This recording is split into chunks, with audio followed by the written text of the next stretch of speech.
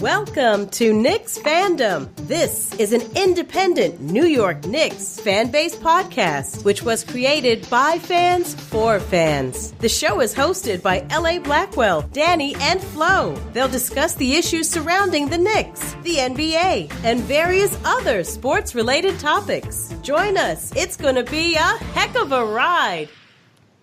It's about hit the fan, hit the flow. That's all I can stand, and I can't stand no more. This episode 37 of our podcast known as Knicksfandom. As always, I'm your host, L.A. Blackwell. Hope all our listeners out there are doing great. Happy to join with my co-host, Danny D. How you doing, Danny D? I'm good, L.A. What's going on with you, man? I'm doing good, man. We back for our show. Also, glad to be joined by my fellow co-host, Flo. How you been doing, Flo? L.A., I'm great. How you doing today, man? I'm doing well, man. Doing a little better now before, that big loss with the Knicks and the Cavs. We're going to get into it, guys. A lot to talk about in this episode. And we're going to jump right into it with our first segment known as Knicks Weekly Round-Up.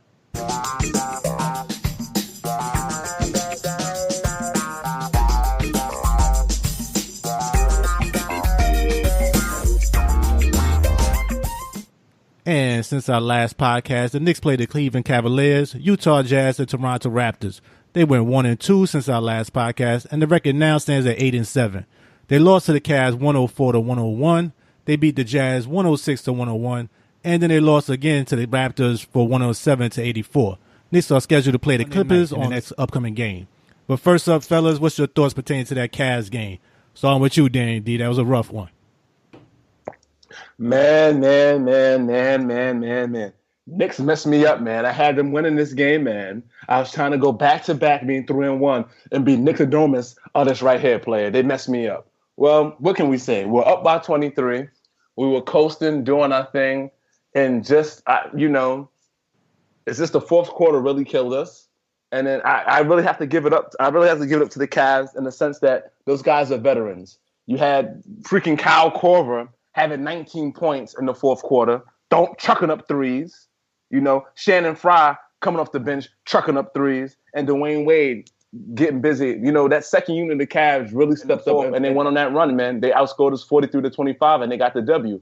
They worked hard, and they wanted it more. And those veterans really stepped up. I got to give it out to the Cavs, but the Knicks really should have. That was a game we shouldn't have lost. We were up by 23. We really should have knocked it out. But, they're doing their things. But we got to defensively, we played horrible in that fourth quarter, though. Oh, man, terrible. Got a lot to talk about with this game, fellas. We're going to take our time. How about you, Flo? What you thought about this monstrosity of a loss for the Knicks? They gave up 43 points in the fourth quarter. 43 points. Horrible defensive job by the Knicks. Horrible. They should be ashamed of themselves. You beat this Cavaliers team. Matter of fact, you smacked them in their building. It's the same team, no different. What's the excuse? You gave up 9 3-pointers in the fourth quarter. Kyle Korver had 4 in the fourth quarter, 19 points. 4 threes by Shannon Fry got busy. All of his points were 3-pointers. He had 9 points, 3-pointers. Also, he was a plus 20 on the floor. Terrible. Overall, the Cavs shot 16 3-pointers in the game. 16 for 45. Poor defensive effort by this Knicks team, especially in the fourth quarter. Shame on them. They should be embarrassed. I hear you, Flo, and totally agree. But let's frame this, fellas, real quick. We talked about this game coming up in our previous podcast. And the big thing was LeBron was talking a lot of trash. And he called out our rookie. And I said, the Knicks going to have to step up and show him what's what. And Cantor did that. He played very well. He had 9 of 15, 16 boards, 20 points. And he did his thing. They also had a little skirmish with Frank. And LeBron gave him a little shove. He didn't really move LeBron, but let him know you're not just going to walk all over me. Then that's when Cantor walked over there and talked to him. And, they had a little dispute. Nothing really came from it, but let him know this is a new Knicks team. We're not going to have that going on while we're here.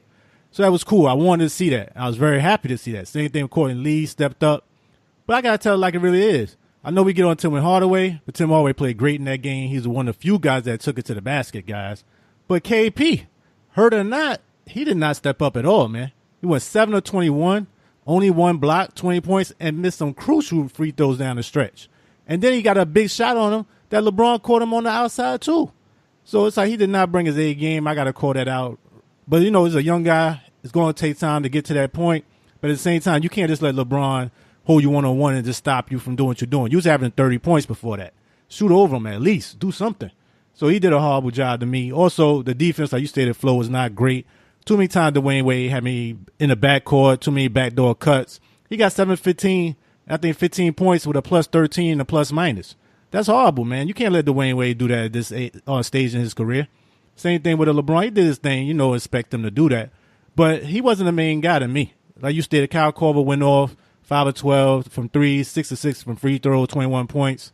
Too many missed free throw for the Knicks. Too many times KP did not step up like I thought he should. And the thing with Frank, he's a young guy, and we expect that. But at the same time, you can't be scared out there. It was times it was a 4-on-5. He wasn't even scared to take the shot. Wide open threes. They just let him go around the screen, and they were just rolling back on him. You got to pull that shot. If you can't be out there in them crucial times. What you think about that, fellas? Starting with you, Danny D. Yeah, that's true. The aspects of the KP, but the thing is, that's why they have to work up as a team to get better to see what happens when KP is doubling. Because now what we're basically saying is, look, if KP doesn't score 30 to 40 points, we're not going to win.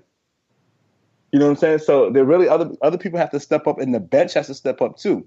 Because now this is where we have the crucial parts of what we're playing. Because really, we only lost by 3. We were up, and the only really people that really killed us on the Cavs was basically Kyle Korver stepping up in that fourth quarter, having 19, and Shannon Fry doing this thing. Other than that, we should have did better. Because now the thing is, we're really playing on the 4 or 5, and we're not playing defensively because of the guard play. We're not gonna do anything because we only lost by 3, and our other starter who played 24 minutes was Jared Jack, and he only had 2 points.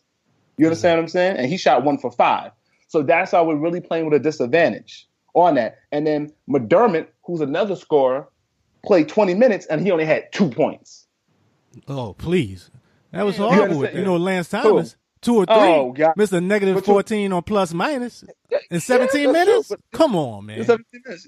But that's what really throws you off of things like that. But it's a learning experience, though. It's a learning experience. That's what they say. But I don't know. We can't have a lot of learning experience. We got to get these W's, especially when you're up by 23. You can't. Those are games that you can't get away. You got to. You're up. You have to pound in the ground because now in the NBA, up 23 doesn't mean anything.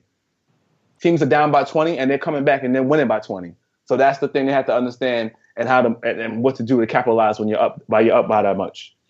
Very true. And plus, you is up by those points at home. You got to close those games out. You got to. Because one thing I kept thinking about. No, go ahead, Danny D. No, so you're right at home and then going into the fourth. I can see if it was the third and the fourth and they chopped down. You're going into the fourth. They made that run late third, early fourth, and that was it. And I was like, yeah, here we go. Oh, that's true. But one thing I kept thinking about was the former coach, rest in peace, Dennis Green, man, when he went off in that press conference. And he was like, they are who we thought they were. And we let them off the hook. We let them off the hook, man. So crown King James if you want. You ain't getting nothing from me with that, King James. Please. You look like a pauper. I'm not feeling that. Anything else you want to add to that, Flo? What's bothering me, once again, I'm going to keep saying it again. They are not defending the 3. The Cavs had 9 threes in the fourth quarter. Knicks scored 25 points. Cavs scored 27 points on 3-quarters in the fourth quarter. Horrible. It's just horrible. It's very frustrating. It seems like every time I looked around the fourth quarter, Shannon Fry or Kyle Korver was wide open at the 3-point line. It's frustrating. It really was frustrating to watch this game. Watch this team self-destruct in the fourth quarter. Very disgusting. Embarrassed. None of those players deserved to collect a check after that game. None of them. It was horrible. Nah, Tim Hardaway deserved his check, man. That's one game he actually deserved his money. He wasn't scared. He actually brought the ball to the basket, which is a lot more than I can say for some other guys. But I definitely hear where you're coming from, Flo. But I think that's pretty much it for that game. Knicks had to step up in the next game after a fall on their face in that one. And thankfully they did. They won, and they beat the Jazz 106-101. And what are your thoughts thinking about that game, Flo? LA, I was a little bit nervous with this game because the Jazz shot 50% in the first quarter. And in the first half, they shot 10 of 18 from 3 in the first half. Ridiculous. 60 points they scored in the first half. 60 points. Finally, the Knicks defense decided to show up in the second half. They gave up 41 points in the second half. 41 points. Hardaway Jr. dominated that fourth quarter. 14 points. Finished up with 26 points in the game. 7-15 from the field. 3 of 6 from 3. 6 rebounds, 6 assists. Plus 11 on the floor. Porzingis, 22 points. 8 of 19 from the field. 8 rebounds, 2 blocks. And then Courtney Lee, in 39 minutes, scored 19 points. 6 of 15 from the field. 3 of 5 from 3. 7 rebounds, 3 assists, and a plus 4 on the floor. But also, I want to mention defense of Doug McDermott. He was a plus 3 on the floor. He had 1 block, 7 rebounds. He's got to find his jump shot though. He's really been struggling shooting the basketball, but his defense is definitely improved. And Frank Ntilikina, a plus 9 on the floor, 2 steals, 4 rebounds. On Utah, only person I was afraid of in Utah that was really a major threat to this game. And I'm not talking about Mitchell. I'm really talking about Rodney Hood, small forward. 30 points, 10 of 20 from the field, 9 of 12 from 3, 3 assists, 2 turnovers, 2 blocks in 32 minutes and a plus 7. Remember that name, Rodney Hood? Because I'm going to mention him in the next segment. Okay. Thank you, Flo. How about you, Danny D? What you thought about that Jazz game? Jazz game. We're down once again, but I have to give kudos to Tim Hardaway. You know, you're making me look bad, Tim. 26, and that was a big 3-pointer with 30 seconds left in the game. We really needed that. Because it goes up again. Because once again, the Jazz was chucking up threes, man, 17-35, and it was close. Because when you get in the hundreds, you get really, really nervous, and you have to play. You have to play the comeback. You know. And I don't like playing for coming from behind because it's a lot harder. So I'm going to give big up. And then once again, we got to say big up to my man, Jared Jack, because 3 of 5. We just needed 7 points, Jared Jack. Thank you, player. Good looking out. Good looking out. No, that's definitely true with that. Agree with you guys. I was just looking for KP to have a big comeback game, which he did. He had to step up after that Cavs game. Like you say, 8-19, 22 points. And the big thing was free throws, 5 or 6. I was looking for that. And the other thing, once again, this rotation going to have to change, fellas. We're going to get to that a little later. But Lance Thomas, I don't want to keep getting on this guy, but 12 minutes, 1 for 3, 2 rebounds, 3 points. It's like you're not getting nothing out of this bench, man. Every time you go to this bench, this team falls flat, man. I'm getting tired of seeing that. I'm tired of it. It's like if you ain't scoring, you probably be this defensive specialist or something. You ain't doing that either. Because LeBron went off on you, and you didn't slow him down at all. So it's like, come on, you got to give me something. That's why Michael Beasley's going to have to get more playing time. Wish he actually played better in the next game. We'll get into that. But the other thing I think was key was rebounds. Knicks out-rebound the Jazz 52-41. And Knicks should have won this game. Because Rudy Gobert was injured with a bone bruise. So right there, you was getting a big lift. And also, Derek Favors, he gave you nothing. 3 of 11, 10 rebounds, 6 points. Please, go sit down. Other than Hood and Mitchell, that was it. That was your main thing. Knicks had to win this game, did what they had to do. And that moved us to the next game with the Raptors, which I had them losing. And I knew they were going to lose this game. So, going to, I didn't feel good about it, fellas. But what's your thoughts overall, Flo, thinking about the Raptors game? Man, this team didn't even show up at all. At one point in the first half alone, Jared Jack shot 4 of 5 and 8 points in the first half. The rest of this Knicks team shot 7 for 43 in the first half. The first half. Oh. The Raptors had 50. They scored 50. They shot 53% from the field in the first half. Again, overall, they had 11 blocks as a team. The Raptors. The Knicks shot 33% from the field in this game. Porzingis was 3 of 13, 13 points. Hardaway Jr., really the only one that was a threat. Shot 13 points, 5-11 from the field, 5 rebounds, 3 steals. Left the game in the last 3 minutes of the fourth quarter with a sore left foot. I didn't even realize he was hurt. I just thought they were taking him out because it was a blowout. Knicks didn't show up at all. I mean, the biggest difference in this game was DeMar DeRozan and Kyle Lowry. 44 points combined to the Knicks guard trio of Courtney Lee, Frank Ntilikina, and Jared Jack. 18 points. 44 to 18 points. Plus 33 by both players, DeRozan and Lowry. So minus 48 of the combined three players of the Knicks I mentioned. Jared Jack, Frank Ntilikina, accordingly. Terrible, terrible, terrible. Totally agree with you, Flo. Totally agree with you with this one. What you do about it, Danny D? Yeah, you can agree. You definitely can agree, especially when the Knicks shoot 30 for 91. Yeah, that's not going to win anything at all. At all. You have your guards. You said Tim, 5 for 11. Porzingis, 3 for 13.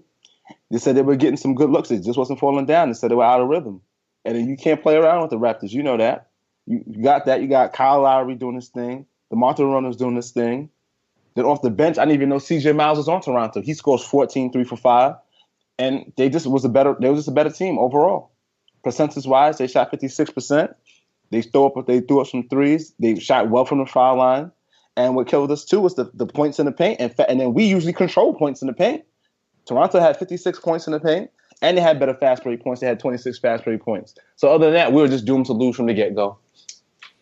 I hear you, but at the same time, this got to do better, man. I know it's a young team, and they're learning their way and gathering their legs, but they got to do better than this. Lose to Toronto like that, and Kyle Lowry loved to beat up on the Knicks, man. It's like, yo, y'all could have had me. It's like every time he played them, he'd like to do that. 22.10 assists, and at the same time, KP.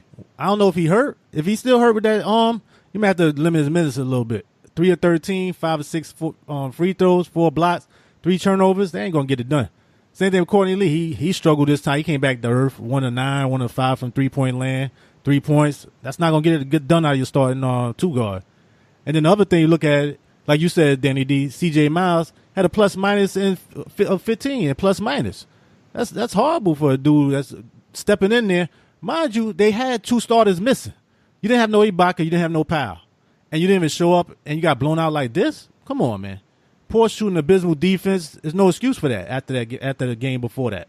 And this is the 8th consecutive loss they had against the Raptors. So you knew going into it, they needed to step up. And you don't even show up. Like you stated, Danny D, 30 for 92.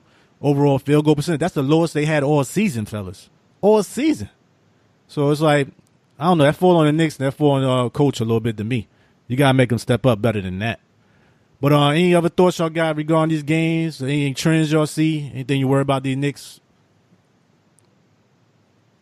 LA, the Knicks better beat the Clippers. The Knicks better beat the Clippers. Monday night at the Garden. Huh? But do you think they will? Oh, they will win. They know that. They have to win. They know that. They have to win. Clippers are coming in this game with an 8-game losing streak. You better beat this team. Don't let this team get their first win in a long time. Heck no. Beat them and beat them like they stole something. I hope so, man. I hope so. What about you, Danny D? Anything else you want to add to that? It should. Yeah, it should. A trend to see. But then also, like you said, Nat, it's really have to look at to see if KP really doesn't have it going, who's going to come off the thing? And then my thing is, yeah, Michael Beasley really have to step up defensive line, offensive line. Because he said, oh, I'm the next Carmelo and things like that. Yeah, I'm not trying to hear none of that garbage. He has to come in the game and really help KP out if he's not having a good night. Because that's what Michael Beasley's known for, is offense. So go get busy. No, that's true. Go get busy. He got a little points in the last game, though. Yeah, but they would lose him by like 20. True. Like 12 minutes, they lose him by 20. But no, that's the thing, really, because seriously, because you remember, he almost Michael Beasley was supposed to be basically like a starter or a 6-man coming off the bench. And he's not playing like that. So if that's the case, Michael Beasley can go. He should be averaging, him and Dermott should be 2 offensive keys coming off the bench. They should be averaging more than 10. They should be averaging like at least 15 points, at least, if they're gonna play 25, 26, 27 minutes.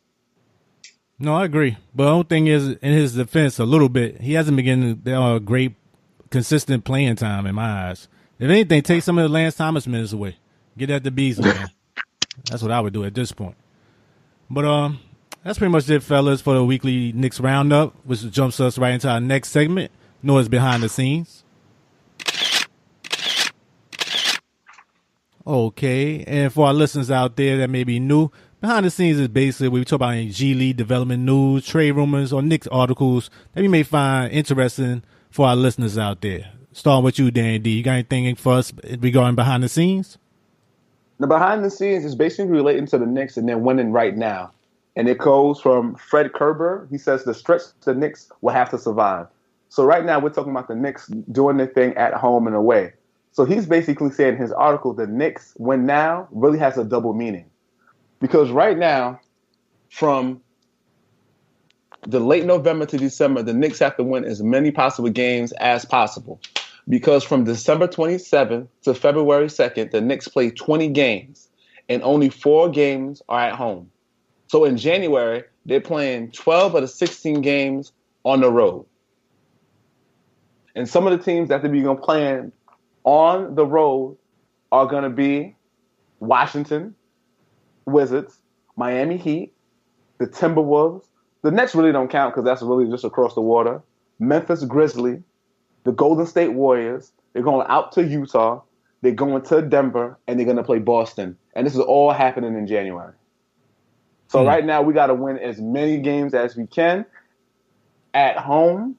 And because December 27th to January is going to be a lot on the road. And then the home games that we play aren't easy either because the Spurs are coming into town. The Bulls we can smack up, but they're playing the Pelicans, and then also the Nets come. Those are the 4 home games that we got during that stretch. The Spurs, Bulls, Pelicans, and the Nets are going to be the home games. And away games is Washington, Miami, Minnesota, Brooklyn, Memphis, Golden State, Utah, Denver, and Boston. So he's basically, we got to just get it busy, get it together now. The question is, how many games do you think them Knicks going to win? Do you think they're going to come over or under? Just looking at it overall. Just your first impressions. The 20 games? I mean, not the full number, but just do you think they're going to do what they needed to do in that time frame, I should say? Let's see. 2. I'm just doing it in my head right now. 2, 3, 4. Yeah, they probably could. I think they can go over 500. Yeah, that's the key right there. Yeah, I think they can go over 500. That's it. They can go home. Because some of the teams like the Bulls and stuff like that, come on, those are gimmies. You got to beat that. You would hope so, but with this Knicks team, you don't know. You don't know. They got Jekyll and Hyde them sometime, man. A lot of growing pains. What you think about it, Flo? Yeah, LA and to D. I think it's very important for the Knicks, like you mentioned before. If they can get 500, play 500 ball in those 20 games, go 10-10 or maybe 11-9, just hang in there. They got to win the games that they must win against teams that they know that they're better in. And they're going to have to try to get some wins against the tougher elite teams like the Spurs. They got to see if they can get a win against the Spurs. They got to. The Pelicans. They got to see if they can get a win against the Pelicans. They got to beat up on Brooklyn. There's no D'Angelo Russell, so they got to beat up on Brooklyn. So they got to figure out a way. If they can go 11-9, 10-10 or 11-9 in those 20 games, that's important. Yeah, that's definitely it. We're going to see the Knicks a real team or a Fugazi team, man. That's basically what it's coming down to. And thank you there, Danny D. You got anything for behind the scenes, Flo?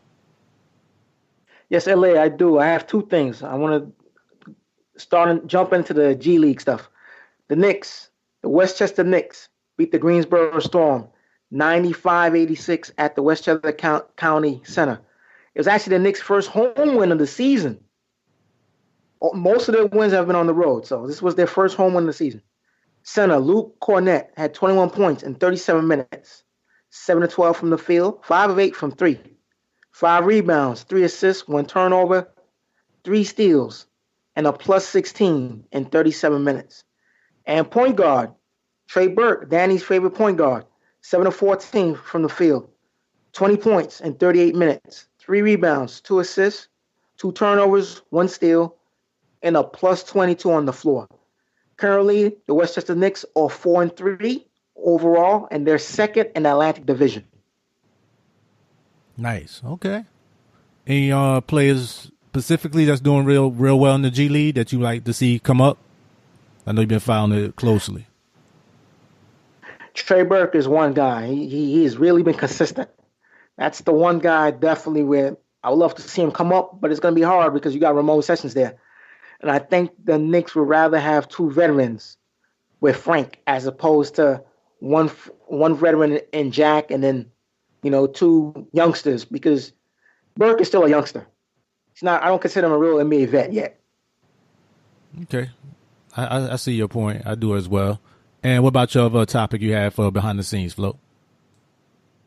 LA, according to Joe Giglio of NewJersey.com, the New York Knicks are debating to dump center Joakim Noah via trade or used the stretch provision. Now, keep in mind, if the Knicks use the stretch provision anytime between now and September 11th, his remaining 2 years is $37.8 million, and it will be stretched out across 5 years, which equate to $7,560,000 on the Knicks cap for the next 5 years. Gentlemen, what's your take on this? Okay. Start with you, Danny D. I got some thoughts. Say it one more time, Flo. What was the cap again? Say it one more time. So if they decide to use the stretch provision on Noah between now and September 11th, his remaining 2 years left on the contract is going to be $38.5 million, and it's going to be stretched across their cap for 5 years, which is the average is going to be $7,560,000. I did the math. And we can get rid of him, right? Yes, you can get rid of him. He can walk. I might have to do that, man. I hate. I mean, that's harsh words. Harsh words. I don't think he's a good fit for the team right now because, like I said before, we talked about this. We talking about the trade value and stuff like that. How could we have trade value if he's not good? There's nothing to trade. There's nothing to trade him to. He hasn't played, and he can't even get into play because he's not. I've seen some of the tapes. He's slow. Me and him got the same injury, playing soft fasciitis in the foot. He ain't got it, man. He's washed up, guys. Let him go. Let him go. Oh, man. Let him go, guys. He just can't. It's not happening. There's he can be a good cheerleader and stuff like that. There's a difference, like I don't want to bring up, what's his name? Gosh, from Philadelphia. What's the guy from Philadelphia? Okafor. See, the thing is, they keep it, they're imprisoning him. We don't want you, Noah. We just don't. It's not nothing dislike. He's just not that good, and he's not a good fit for the team right now. Is that if we say we want to go young and we have him, he's 32, shoulders, bad feet. He's not what we're looking for right now. I hear where you're coming from, and I agree, but it's a little more to it than that. I think we gotta look at one thing regarding this stretch provision. Is that basically this used between now and September 1st, before the start of next year's training camp, his remaining 2 years would be stretched across the 5 years of 37.8. But if they stretch him now after the season, it would give the Knicks $11 million of extra cap room for next summer and $12 million extra cap room for the following summer. So I think the big thing is about when you're going to do it at this point. You get what I'm saying? Yeah, but what I always want to talk about was how if we go on the paper and things like, but you know what it is? I would have did a buyout, but something I wouldn't give him buyout. We owe him stuff like that. I'd have gave him like 1/4 of the money. I'm like, yo, listen, you really set us back and things like that. But knowing him, he looked like a dude like, nah, man, I really want to be on the team. I want to be down with the Knick Nation. What can I do to be good? No, man, take this money and go or retire. Either or. That's just me. Nah, I hear where you're coming from. But if I'm going to I'm not doing it now. Because I'm not having that thing 5 years. I don't want to see his cap. That's what I'm saying. So that's mad long, man. Nah, I'd rather do it after the season or do it the next summer. That way you open up cap space of that 11 or 12. That's the way I look at it. What you think about it, Flo? I'm going to disagree with you. I figured you would say that. So I'm going to disagree with you on this one. I figured you would say that. I'm looking at it this way. If they do it between now and September 1st, they're going to have exactly $10,970,000 freed up. They can get themselves, a stud ball player. They can get themselves a ball player. I'm going to name some players on this list here. And I want your take on this because I feel confident the Knicks will get one of these players on this list as opposed to players that's going to be free agents next year. Let me throw some names at you. I want to hear your take on this, LA. Since you didn't like my take when I mentioned Tobias Harris and Kemba Walker for next year, you didn't like that. So you know what? I got something for you. Let's go. All right, ready? Bring it Let's on. go. Bring it on, man. Player option, Kevin Durant, number one. What's your take on that? You think we can get Kevin Durant or you staying with Golden State?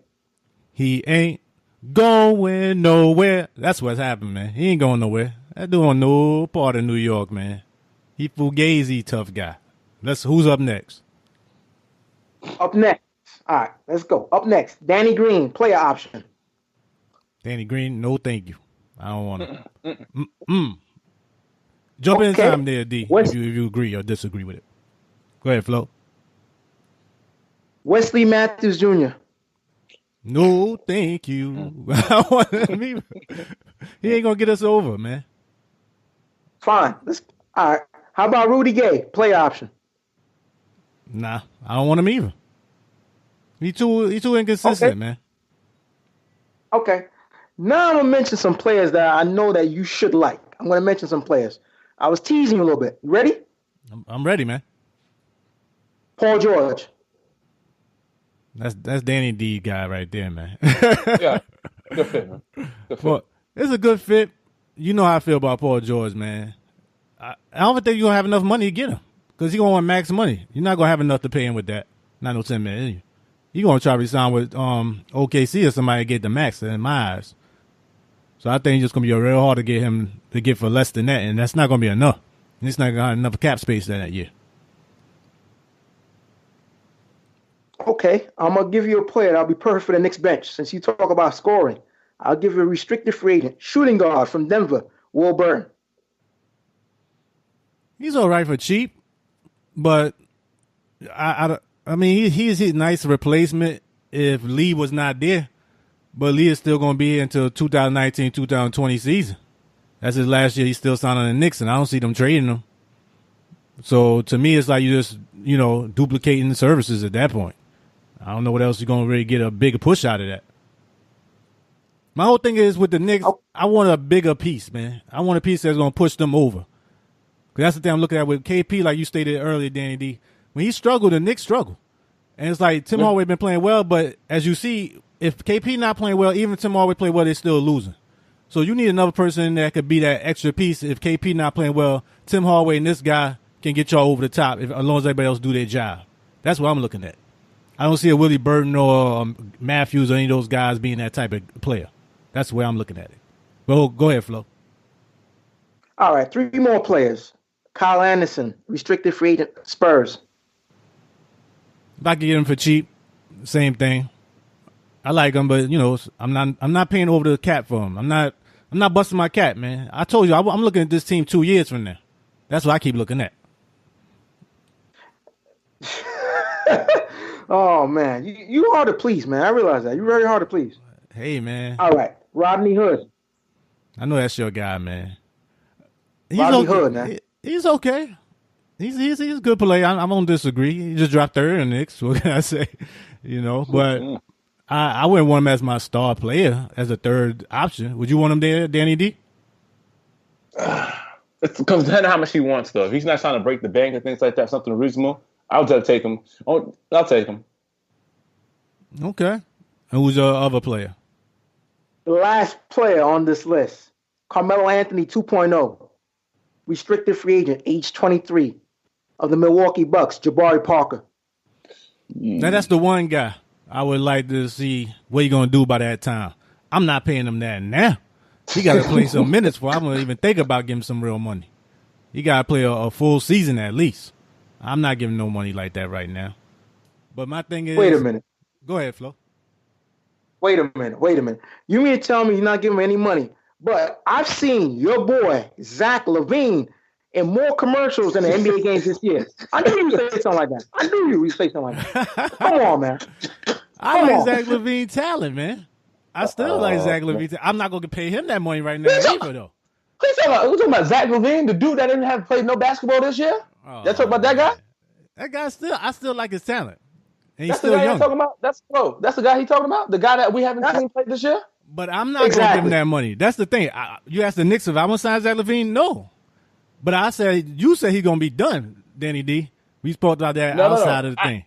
I did not say he's going to be done. I said we haven't seen him play. I said the trade that went down with that, not to give up the Knicks, but we said the trade that went down with him, we said it was an okay trade. I said we haven't even seen him play. Yeah. Not done. I haven't seen him play at all. First, he said he's going to come back before the season. Now I'm asking, the coach said, we're not sure. I got to come back after the break. Yeah, you just came up for surgery. Nah, I told you where you're coming from with that. That's why I said you really have to be hesitant if you want to give him that type of money. I can see it. If you want to give him in-between deal, okay. If he comes back and plays well. But you can't lock yourself with those type of players anymore, man. You can't take that chance. Because then you're locked up. You already got a lot of money going to KP when he resigned, and you're going to have a lot of money already going to Tim Hardaway. My thing is, in 2019-20, you're going to have Noah's off the books after that year. In 2020-21, that's when you got him off the books. But I would use the stretch provision before that anyway. But then you also have Lance Thomas off the books. You got Courtney Lee off the books in 2020-21. So basically, you're going to have this Hardaway, KP when you resign, and the guy I didn't think I was going to resign, who I think I would now, is Kanter. So to me, I know you don't want to look that far ahead. If you want to go 1 year before that, that's fine. You can do that too. But at least if you try to do that year before, them guys is on 1 year contract. It's a lot easier to move a guy when he's on 1 year left, you know. You could do the same type of deal Greg Monroe did. You know, they got rid of him for that 1 year, $17 million. A lot easier to move with 1 year left. You could split it. You could do that 1 year. People might want to cap space. That's the year I'm looking for players. But I don't want these in-between players, man. That's not going to help you. It's too much talent, as we stated way before we started the podcast. It's too much talent in this league right now with the Golden State Warriors. I would have said Cleveland Cavaliers, but they're struggling mightily. But the way the NBA is, I still want at least 2 or 3 star players, man. And right now, you just don't have that. You got 1.5 right now. You need that other player to go with KP. What you think about that, Flo?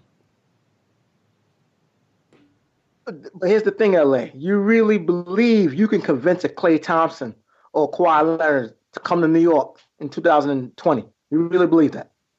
I do. I really do. I don't know if they will, but I'd rather go for the home run than just keep them little base hits here and there, man. You need that one more star player. And if KP can stay healthy and keep playing like he's playing, I think you can convince the player to come there, especially if they keep winning in the way Thompson is. If you keep winning another, I mean, like Danny D stated before, do you want to make your own legacy or not after a while? Or do you always want to be in their shadow of Kevin Durant and Stephen Curry playing defense and just be known as, you keep winning, but it's like, how much fun is that after a while, man? Versus you and KP, if Frank is playing better, you get another rookie in the draft or something like that. Maybe get one more cheap player after no one contract is done with. And Tim Hardaway, if he keep playing like he playing and continue to play well, you may take a chance. You might. But I don't know. That's what our GM is paid for. He supposed to be Mr. Player GM. He supposed to be know all the connections. That's your job. That's what you get paid for. Not just a signed contract. You are paid to go and present your case to these players. If you can't get these players, then you're just as bad as the former thing we had with the Knicks. That's the thing that hurt them before with when they gave all the money to what's the guy we had? Amari Stoudemire. You could not convince LeBron to come here. And if you can't make those moves, you're going to be a losing franchise. That's why Jerry West was great. He was able to get Shaq to leave Orlando to come to the Lakers. You got to have these GMs that can make those things happen. Same thing with Golden State. How many people thought Kevin Durant was actually going to go there? But they took their chance. You got to shoot their shot, as they like to say nowadays, man. That's what you get paid for. Go ahead, Flo. LA. Let me name some players that are on the Knicks that are free agents this year. Restricted, Ron Baker, Doug McDermott. All right, at the end of this season. McDermott is actually playing better defense than Beasley and Ron Baker. True. Restricted free agents. Kyle O'Quinn has a player option. Ramon Sessions. You got Enes Kanter with a player option. I think he's going to opt in because he wants his money. Michael Beasley and Jarrett Jack. Honestly, my opinion, LA, I want to know what's your take before I give you my opinion. Go ahead. All them players can go for the most part, man. The thing is, don't fall in love with these guys, man. That's a problem with the Knicks done did many years. You fall in love with guys that's playing hard, but at the end of the day, you need talent. And the thing is, you can't fall in love with a Jarrett Jack or a Sessions that's playing well and sign these guys for a money that's too much for them. Same thing with McDermott. I like him. He's okay, but if he got to go, peace. He can go. The only person I'm going to sign back out of that is Kanter if I can get him back for cheap and if I can get O'Quinn for cheap. Kanter, I'm not paying no $18 million, $20 million. You know, I'm not doing that. If he could go somewhere in between that, okay, we might work that out. Because I like him with KP. I think that's a good, match with them. But you got to have some cap space for the big guys to come here. The other key players will come there once you got those other players established.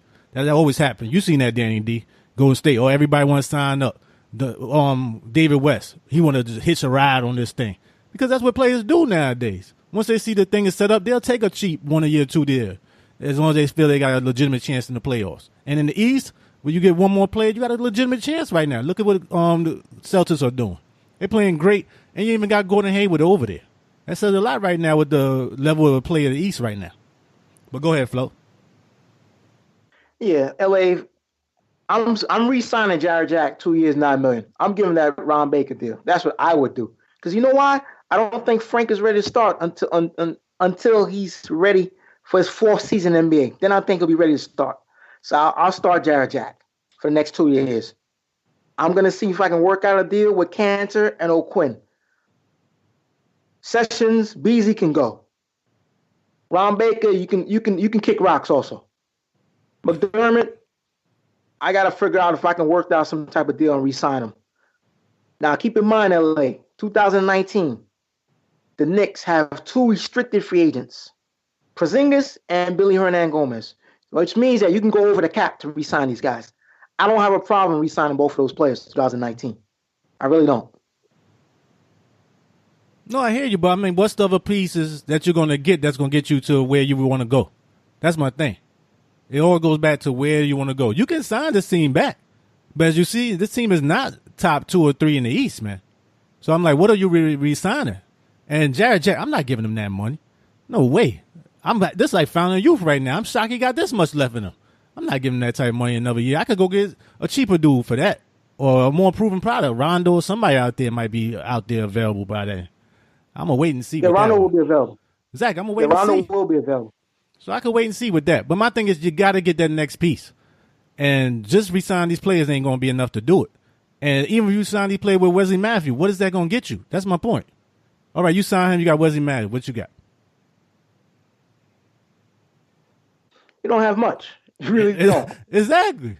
You got to get some players somewhere. Whether it's a trade, whether it's a salary drop, somebody. You got to pick up that's going to get you that spot over. Because unless you draft high, and the Knicks are winning too many games right now to draft high right now, the way they're going. So you're going to have to get it from free agency or you have to get it from a trade. Like you said, nobody going to trade for him. And the other players you got, you're not really going to get that same type of quality anyway. According to he's not going to get you that player to get you over the top. So you got to get it from somewhere. And you got to let some players go. You got to pick up some other players. That's just how it is. No, I agree with you, LA. Definitely agree. I definitely agree with you. But again, the reason why I mentioned those players earlier is because those are players I know that you can get 1 or 2 of those players on that list I mentioned, as opposed to 2019, where you're trying to lay all your eggs in one basket and see if you can convince Klay Thompson or Kawhi Leonard to come over here. You know, you're really taking a big risk. For that to happen, that means KP needs to be an all-star this season, and he needs to be talking to these players behind closed doors. Mm-hmm. Absolutely. It's definitely a chance. But my thing is, I'm tired of the Knicks spending money on guys that's not worth it. I'm tired of them overpaying people just because you can get them. It's not going to be enough in this NBA right now. It's just not. And the thing is, if you want to just be in the playoffs and get knocked out first, second round, you know, that'll get you there maybe. But I'm not building that way. I'm building trying to get pieces around a star player and hoping these other guys are getting older and these other teams are saying, you know, I want to win here in New York. They haven't done it in all these years. That's going to be worth more than just keeping getting 5 or 6 rings somewhere else after a while. That's where I'm looking at. How about you, Danny D? Yeah, look at the same thing. But the only problem is, you also have to have a reinsurance plan, a backup plan. Because the thing is, some of the times that the Knicks made some of these deals because they waited too long and a lot of guys didn't want to come. That's how we ended up, like we said, that's how we ended up with Courtney Lee. Because we wanted to get what you call a Gordon, Eric Gordon out there in Houston would have been a good fit, but he didn't want to come to New York. The same thing, Dwight did not want to come to New York. They didn't want to come. So we end up moving this money and getting these guys and overpaying guys that want to come. Not because they want to come, because they were getting a big paycheck. So we have to defer, like, who really wants to come and strike early and strike hot. Because if you're waiting and you get in the batter of the bunch, it's like you go to the buffet line, everybody done got the good chicken, you getting the leftover chicken, man. I don't want the burnt up pieces of chicken and stuff like that. I want to get the fresh cooked chicken out the buffet line, man. We're getting left and getting paid, and we're paying more for what's left over. So we really got to strike it while it's hot. And then, like I said before, with previous podcasts and things like that, KP is going to have to be an ambassador. He better call his brother up. They're going to have to work and network this, want people to come. The same thing how they was talking to Kevin Durant, or we was talking to Kevin Durant throughout the whole season. Really? So that's what you're going to have to do. You're going to have to, and I think Clay will be a perfect fit in New York. Oh, perfect. He's going to be a more improved, consistent shooter than Courtney Lee. Think about Tim Hardaway and Klay Thompson. These two out there. It'd be sick, man. And you could just see that because then you won't have to depend on Tim Hardaway 3 so much. You can tell Hardaway to drive more and let him do that. That's what it's really supposed to be right now. Yeah. And then you get somebody, even if we get Jared Jack, because then Jared Jack or something like that, we still wouldn't have to score. We wouldn't need to score from the point. We just need somebody to defend and just throw up the ball. Totally agree. So we have to see. We have to see and strike it while it's hot. But like you said, like Flo said, we might still have to need a backup plan. But if the guys don't want to come here, then what? Then we're stuck with the same team because nobody wants to come to New York. Yeah, I think we all trying to get to the same destination. It's just about how we want to do it. But my thing is, I'm not locking myself into these big contracts no more for these mediocre players. I'd rather just don't penalize me for not using enough cap space then. But I'm not locking up 3 or 4 years and you got to get rid of these Noahs and stuff. And every year you trying to make something happen. Have you not had Noah in this contract right now, you could actually be a big push in the free agency right now for upcoming year. Not for Durant, but maybe some other player that might really want a chance to come here. But right now you're locked out. And then you're forced to wait until a year or two from now to do something. Hey, man, I don't want to bring it up, man, but I had to ask Flo. Man, you was a big supporter for that Noah deal, man. Who, Flo? I know, man, he was. We talking about L.A., man. We talking about L.A. Flo, don't you remember? Wait a minute. I said a 1-year deal for Noah. I never said 4 years. I said 1 year. You remember L.A. was like, man, this is a good deal. I was like, are y'all serious right now? I wanted Noah. I thought he was going to be better for that team. I thought Rose was going to be – I thought he had a lot more in him. Go ahead, Danny. I said, you talking about Noah, the guy that looked good because Paul Gasol was on the team? Oh, man, not this bum. But I never liked the money, man. That was the thing. We all agree with the money. We said that was way too many years for him. I did not like the money, but I'm like, it was matching to what other people was getting. That was the issue at the point, you know. But if I know he was this shot, I wouldn't have gave him half of this. I thought he had something more left. My God. It's like, sheesh. But, you know, I'll take the heat for that. But I would have never gave him that many years. You know, go back and check the episode, people. Believe me. listeners, go back to season 1 of Knicksfandom. I said I would sign Noah to a 1-year prove it deal. That's it. Remember, he was coming off shoulder surgery. He only played 31 games. I never said give him 4 years. I'm not an idiot. Why would I give Noah 4 years? I said 1 year prove it deal. A 1-year prove it deal. If he plays well, then you re-sign him for 2 years. If he stinks up the joint, which me and LA predicted he would stink up the joint, let him walk. Now he's on your books for 3 more years right now. No way. I didn't want Noah for 4 years. No way. No, that's number one. That's true. Number two. Again, D mentioned this with this Courtney Lee. We all wanted Eric Gordon. We got Courtney Lee, 4 years, $50 million. It's still too much money for Courtney Lee. Very inconsistent. $50 million for Courtney Lee is way too much money. Number 3, Tim Hardaway. Who were you competing against? I said this before in previous podcasts. You gave Tim Hardaway Jr. 4 years, $71 million. The guy was shocked that somebody offered him all that money. If you had gave him 4 years, 45, 48 mil, okay, that's acceptable. But you gave him $71 million for 4 years when the market was dried up. After Dion Waiters got paid, the market was dried up. Definitely. But that just proved my point. You cannot overspend on mediocre players, man. You just can't. Not in this day in the NBA. There's too many teams and not enough talent. And the fact is you got so many teams, a little bit of depth of talent are the players that actually can push you over the top. And then what made it worse is why we hate it so much is that you got all of these AAU teams now. So now these players that, if you look at Golden State Warriors, easily Durant or Thompson should be on another team. You put them on another team, that balances everything out on some level. But when you got 4 of these players on one team, it stacks it so much on top of what you already got with Curry and everybody there. It makes it almost impossible to compete on a high level with these teams because your margin of error is so small. That's why I keep saying you cannot overpay these guys no more.